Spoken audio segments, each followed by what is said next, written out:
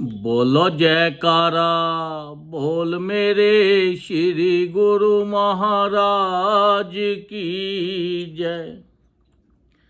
माया काल के वश पड़ा जीव सदा दुख पाए, चरण शरण जिसने गई ती को लिया छुड़ाए।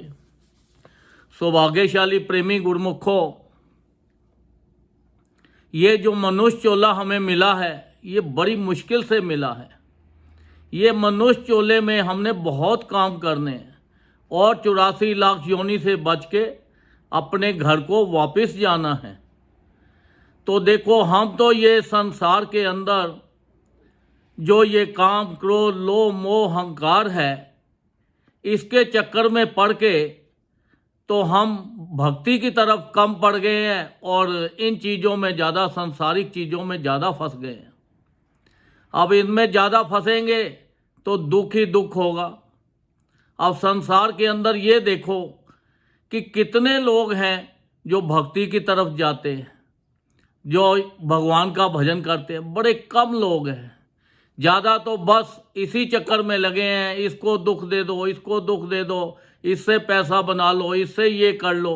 पर ये सोचते नहीं है कि ये बड़ी मुश्किल के साथ हमें ये शरीर मिला है। अब देखो, रावण था, उसकी कितनी विशाल सेना थी, कितना बुद्धिमान था, कितना अक्लमंद था, कितना महाबली था, फिर भी वो काम क्रोध लोभ के बस में पड़ के उसने सारा अपने सर्वनाश करा दिया। तो ये चीज़ें जो संसार की चीज़ें हैं ये तो दुखदाई है, ये हमारे साथ नहीं जाने वाली। हमारे साथ तो खाली एक जो हमें संत महापुरुष भजन देते हैं, बस वही हमारा नाम हमारे साथ जाने वाला है। अब देखो, एक कथा सुनाता हूँ। एक आदमी था, वो उसकी इनकम नहीं होती थी, बड़ी कम थी, व्यापारी था। उसने संत महापुरुषों के आगे रिक्वेस्ट की, प्रार्थना की कि देखो भाई, मेरी इनकम बढ़ जाए, मेरा धन, मेरा बिजनेस चल जाए तो मैं आपकी सेवा करूँगा। उसने सुख लिया कि भाई मैं इतने % आपको दूंगा। अब उसकी जो इनकम थी बहुत बढ़ गई, इतनी बढ़ गई कि ज़रूरत से ज़्यादा। अब जब उसने बोला कि अब संत महापुरुषों के पास जाना है तो उनकी सेवा लेके जानी है, जब सेवा इकट्ठी की तो वो 500 रुपया बन गया। वो तो 5 पैसे भी किसी संत महापुरुष के आगे मत्था नहीं टेकता था, पर ठीक है।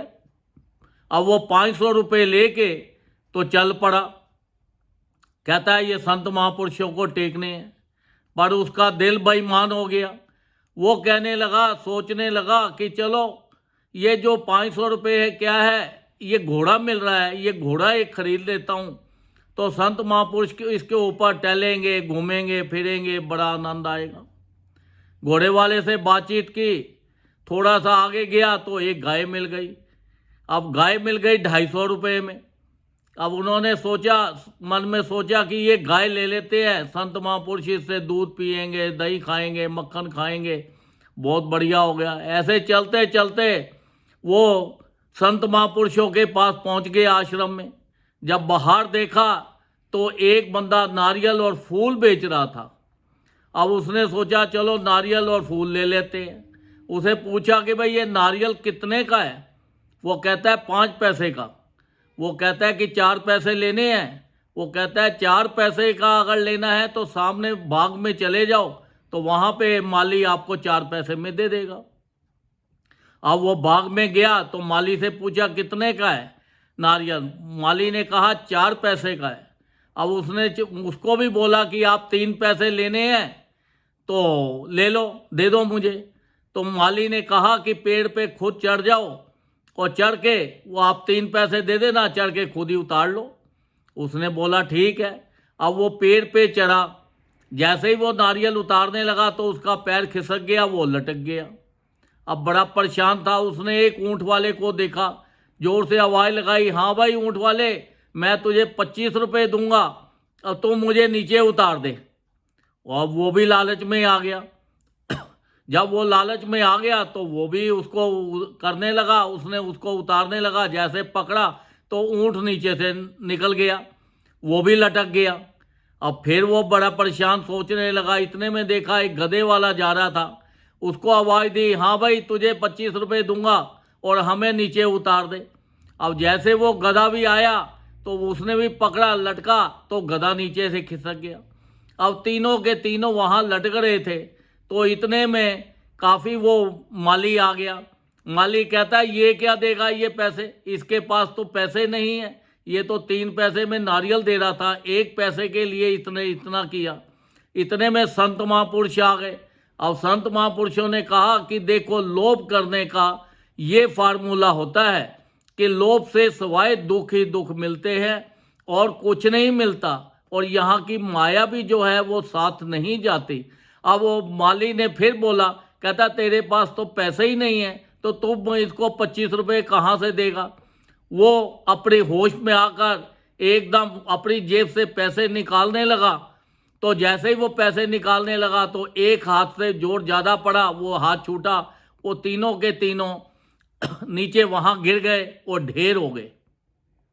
अब देखो, लोभवश होकर अपना ना तो उसका वो पैसा यहाँ संसारी काम आया और ना ही उसका भजन हो सका। तो ये लोभ को छुड़ाने के लिए सिर्फ कहाँ से ये हमारे सारी चीज़ें छूटेंगी, ये सब संत महापुरुषों की शरण में जाएंगे, सत्संग में जाएंगे, तो तभी हमें वहाँ से ज्ञान होगा, उनका नाम मिलेगा। उनकी शरण में जाएंगे तो उनकी कृपा हमारे ऊपर संत महापुरुषों की होगी, तभी हम ये सांसारिक ये सारी चीज़ों से बच सकते हैं और अपने लोक और परलोक सुधार सकते हैं।